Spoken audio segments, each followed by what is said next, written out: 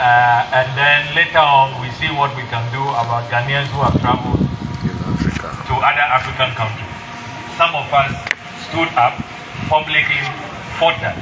We said, unless it's going to be implemented everywhere, unless Ghanaians who are everywhere participate in the process, we are not going to leave anybody out, particularly those who are close to us. That is why on my first working visit to visit the Ghanaian diaspora, I decided to start in Africa, to start from our neighbors.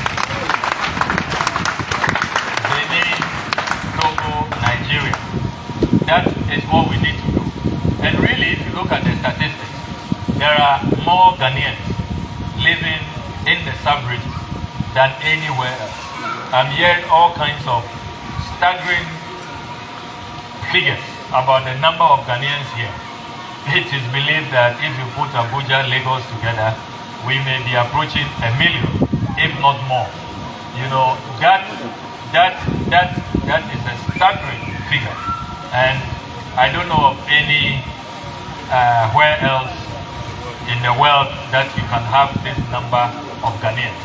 So when we are rolling out national programs, we need to start from home. Charity must begin from home. We must start from the continent of Africa. So we'll make sure that the Ghana card issuance starts from Africa, and then we have told them that we are ready. We are not going to stop the NIA from using our diplomatic properties. We are going to make them available to them. So be putting yourselves together and be standing by. I'm sure that very soon we'll put out an announcement. We'll issue a timetable so that you will know when the NI officials will be here, so that the Ghana cards will be issued and all of you can have your Ghana card.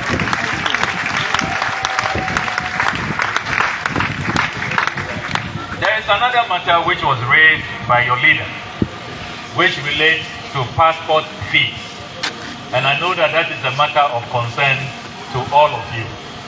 You know, as they say, charity begins at home.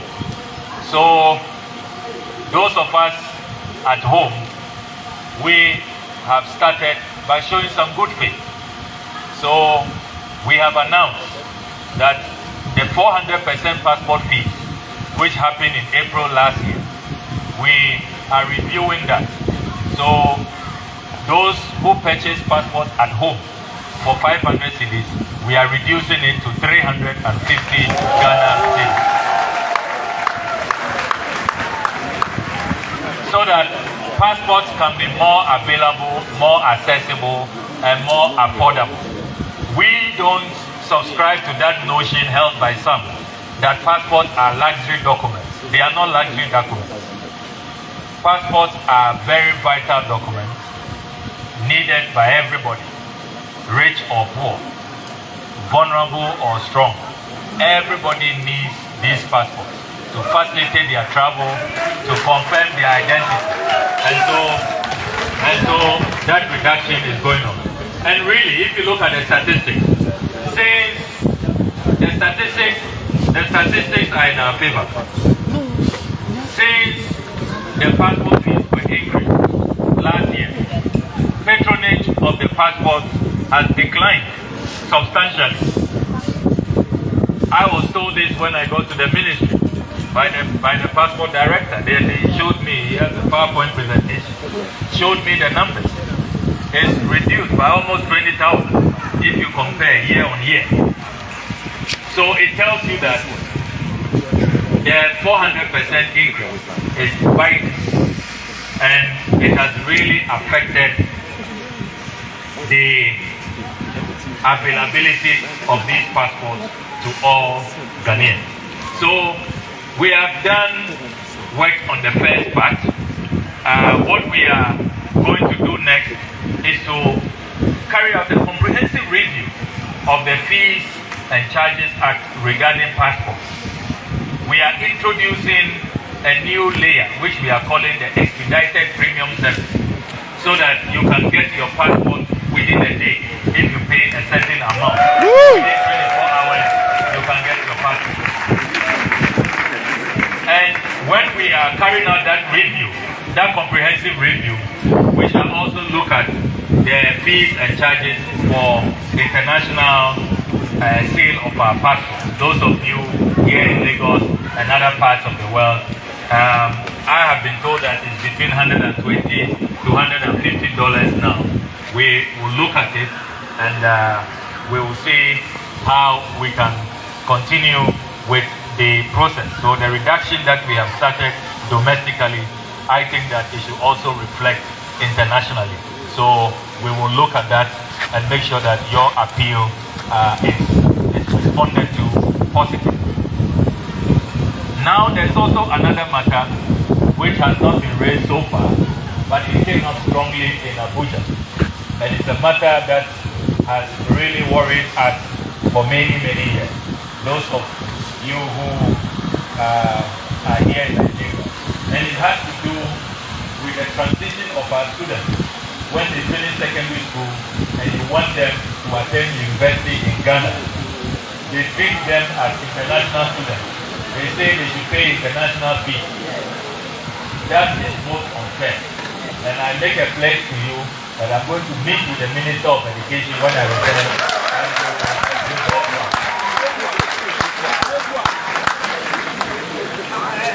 The students don't lose their Ghanaian citizenship just because they attended an international school in Lagos or in Abuja or wherever.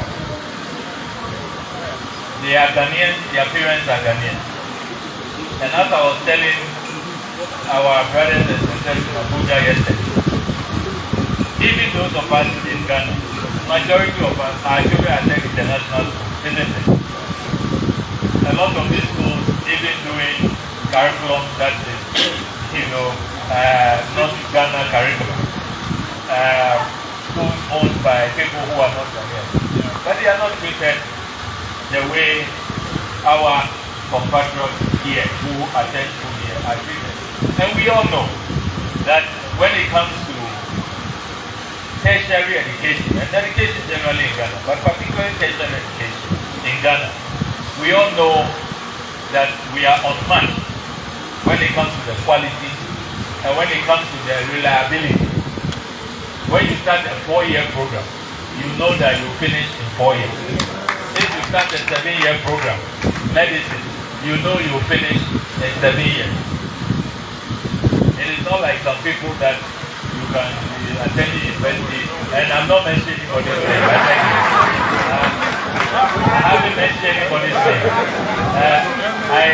I want to go home safely.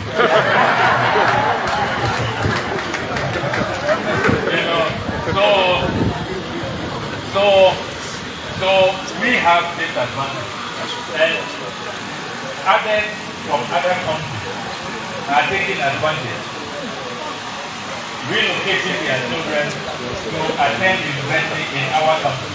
And then our own descendants, our own children, will not benefit from something that we have all worked hard to create. That must not be allowed to continue. And I want to assure you that we are going to resolve that problem once and for all, and we will do it immediately.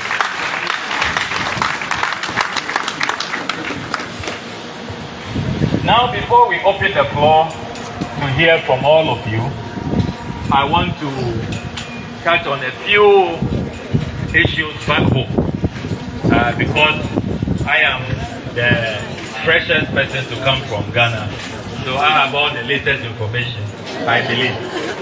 Even though these days, because of social media, you all get information in real time.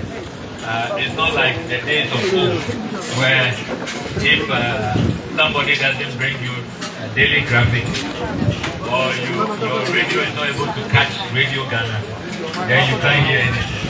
In this modern era, information is flowing more promptly.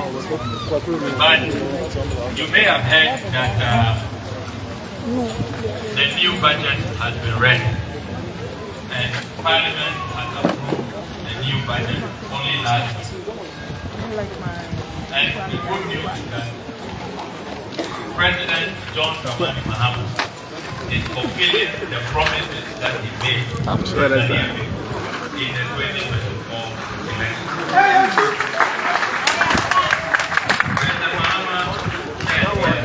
Then to try.